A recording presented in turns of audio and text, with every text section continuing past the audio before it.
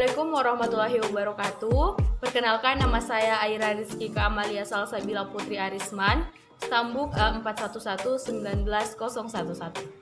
Video kali ini saya akan menjelaskan mengenai manajemen PAUD. Ada beberapa poin yang akan saya jelaskan. Yang pertama, pembelajaran berbasis perkembangan. Yang kedua, model pembelajaran. Yang ketiga, prosedur pembelajaran. Yang keempat, keberhasilan pembelajaran. Dan yang kelima atau yang terakhir, organisasi dan manajemen pembelajaran. Nah, dari tadi kan kita berbicara tentang pembelajaran. Apa sih sebenarnya itu pembelajaran? Pembelajaran sendiri adalah interaksi antara pendidik dengan peserta didik dan sumber belajar dalam suatu lingkungan belajar. Menurut Corey, pembelajaran adalah suatu proses di mana lingkungan seseorang secara disengaja dikelola untuk memungkinkan ia turut serta dalam tingkah laku tertentu, dalam kondisi-kondisi khusus, atau menghasilkan respons terhadap situasi tertentu. Pembelajaran juga merupakan subset khusus dari pendidikan. Poin pertama, pembelajaran berbasis perkembangan. Pembelajaran anak usia dini baru-baru ini, terutama yang diadakan di lembaga PAUD, cenderung dilakukan secara formal, dengan orientasi guru serta penekanan pada keterampilan membaca dan menulis, menghitung lembar kerja, dan pekerjaan rumah secara formal. Jika kita lihat kenyataan pada saat ini, bahwa orang tua yang memiliki anak usia dini sangat bangga jika anaknya sudah bisa menulis, menghitung, dan membaca. Padahal calistung sendiri belum bisa diajarkan pada anak usia dini. Namun saat ini tidak sedikit sekolah yang kita lihat sudah mengajarkan calistung itu sendiri. Pembelajaran berbasis perkembangan. Apa yang dimaksud dengan pembelajaran berbasis perkembangan? Pembelajaran berbasis perkembangan adalah pembelajaran yang dilakukan dengan berorientasi pada pencapaian perkembangan anak sesuai dengan tahap usianya. Pembelajaran ini mengorganisasikan kurikulum secara terpadu untuk mengembangkan seluruh aspek perkembangan anak yang meliputi nilai agama dan moral, kognitif, fisik motorik, sosial emosional, bahasa, dan seni. Pembelajaran berbasis perkembangan juga mengadakan penilaian terhadap anak secara individu dan kontinu dengan melakukan observasi dalam setiap kegiatan. Nah, kemudian timbul pertanyaan, mengapa pembelajaran berbasis perkembangan diperlukan? Pembelajaran berbasis perkembangan sangat diperlukan karena pembelajaran ini mengacu pada 3 aspek, yakni usia anak, kemudian karakter anak secara individu, dan yang terakhir sosial budaya anak. Beberapa hal penting yang perlu diperhatikan dalam pembelajaran berbasis perkembangan adalah yang pertama, perkembangan anak secara holistik, kemudian program individual, lalu pentingnya inisiatif anak, kemudian fleksibel ketika lingkungan kelas menstimulasi anak, lalu kurikulum terpadu, kemudian bermain sebagai wahana belajar, kemudian penilaian yang berkesinambungan, dan yang terakhir adalah bermitra dengan orang tua serta masyarakat untuk mendukung perkembangan anak usia dini. Nah, poin yang kedua, model pembelajaran. Model pembelajaran adalah suatu desain atau rancangan yang menggambarkan proses rincian dan penciptaan situasi lingkungan yang memungkinkan anak berinteraksi dalam pembelajaran, sehingga terjadi perubahan atau perkembangan pada diri anak. Adapun komponen model pembelajaran meliputi konsep, tujuan pembelajaran, materi atau tema, langkah-langkah atau prosedur, metode, alat atau sumber belajar, dan yang terakhir teknik evaluasi. Nah, model pembelajaran PAUD terbagi atas 4. Yang pertama, model kelompok, yang kedua, model sudut, yang ketiga, model area, dan yang keempat adalah model sentra. Nah, yang pertama, model kelompok.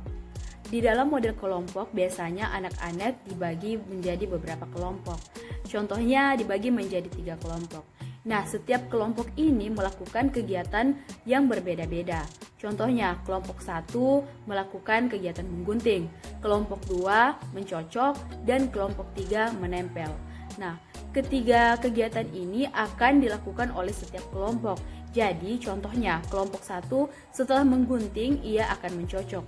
Setelah itu jika ia sudah selesai mencocok, ia akan menempel. Model yang kedua adalah model area. Model area adalah model pembelajaran yang memberikan kesempatan kepada anak didik untuk memilih atau melakukan kegiatannya sendiri sesuai dengan minatnya.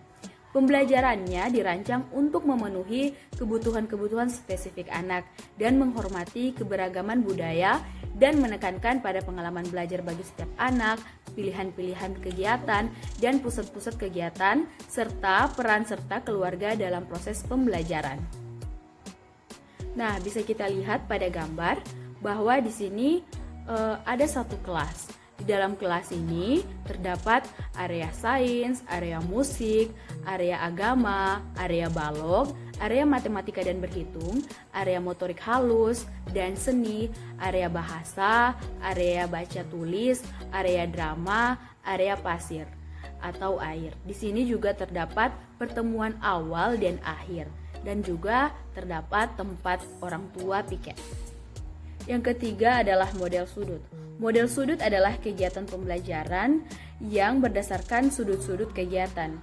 Kegiatan ini menggunakan langkah-langkah yang hampir sama dengan model area.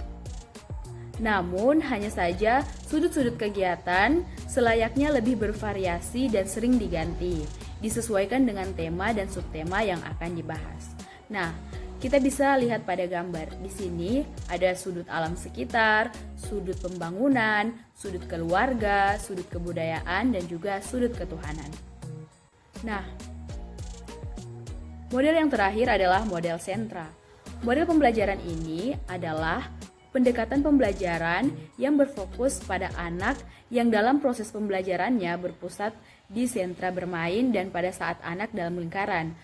Pada umumnya, pijakan atau dukungan pada model ini untuk mendukung perkembangan anak, yaitu pijakan setelah bermain. Nah, bisa kita lihat pada gambar, di sini nomor 1 adalah sentra balok. Nah, yang kedua adalah sentra main peran. Kemudian di nomor 3 kita bisa melihat sentra permainan. Dan di nomor 4 ada sentra seni. Di nomor 5 ada sentra perpustakaan. Kemudian di nomor 6 ada sentra manipulatif. Dan di nomor 7 ada sentra bahan alam. Di nomor 8 kita bisa melihat ada sentra musik dan gerak. Di nomor 9 ada sentra memasak. Dan di nomor 10 ada sentra komputer. Poin ketiga adalah prosedur pembelajaran. Prosedur pembelajaran anak usia dini ada 3, yakni pembukaan, kemudian inti, dan yang terakhir adalah penutupan. Dalam pembukaan pembelajaran ada beberapa hal yang dilakukan oleh pendidik.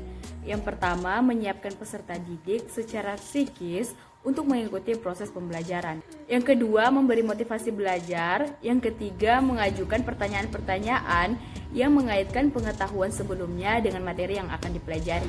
Kemudian, menjelaskan tujuan pembelajaran atau kompetensi dasar yang akan dicapai. Dan yang terakhir adalah menyampaikan cakupan materi dan penjelasan uraian kegiatan sesuai dengan silabus. Yang kedua, kegiatan inti. Kegiatan inti, guru menggunakan model pembelajaran, metode pembelajaran, media pembelajaran, sumber belajar yang disesuaikan dengan karakteristik peserta didik dan mata pelajaran yang akan diajarkan. Kemudian kegiatan penutup. Dalam kegiatan penutup, guru bersama peserta didik secara individual maupun kelompok melakukan refleksi untuk mengevaluasi. Yang dievaluasi adalah seluruh rangkaian aktivitas pembelajaran. Kemudian guru memberikan umpan balik terhadap proses dan hasil pembelajaran. Lalu guru melakukan kegiatan tindak lanjut dalam bentuk pemberian tugas, baik tugas individu maupun tugas kelompok. Dan yang terakhir adalah menginformasikan rencana kegiatan pembelajaran untuk pertemuan berikutnya. Poin yang keempat adalah keberhasilan pembelajaran. Indikator keberhasilan pembelajaran anak usia dini dapat dilihat dengan kompetensi yang telah atau dapat dicapai anak berdasarkan standar tingkat pencapaian perkembangan anak yang ada di Permen 137 tahun 2014. Poin yang kelima adalah organisasi dan manajemen pembelajaran. Manajemen pembelajaran adalah segala usaha pengaturan proses belajar mengajar dalam rangka tercapainya proses belajar mengajar yang efektif dan efisien. Ada beberapa fungsi dari manajemen pembelajaran. Yang pertama adalah perencanaan atau planning. Di sini guru membuat perencanaan dari pembelajaran itu sendiri, mulai dari program tahunan atau prota, program semester atau prosem, kemudian RPPM dan RPPH. Fungsi yang kedua adalah pengorganisasian atau organizing. Di sini guru mengatur kelas sedemikian rupa, menentukan model pembelajaran apa yang akan digunakan. Contohnya, jika guru menggunakan model pembelajaran sentra, maka di sini guru mengatur lingkungan kelas sesuai dengan sentra-sentra tersebut. Ada sentra balok, sentra bermain peran, dan lain sebagainya. Fungsi dari manajemen pembelajaran yang ketiga adalah actuating atau pelaksanaan. Di sini guru sudah mulai melaksanakan kegiatan belajar mengajar dengan menentukan metode apa yang digunakan dalam pembelajarannya. Kemudian di sini guru juga menentukan sumber belajar yang akan digunakan dan juga media yang akan digunakan. Fungsi yang ketiga ini atau pelaksanaan adalah fungsi yang utama karena di sini guru atau pendidik merealisasikan perencanaan maupun perorganisasian yang telah dilakukan sebelumnya. Yang terakhir adalah fungsi controlling atau pengontrolan. Di sini guru bertugas untuk mengontrol agar materi yang diberikan kepada anak didik tidak keluar dari tema yang telah ditentukan. Selain itu, guru juga mengontrol keadaan peserta didik dan suasana kelas agar senantiasa efektif dan kondusif.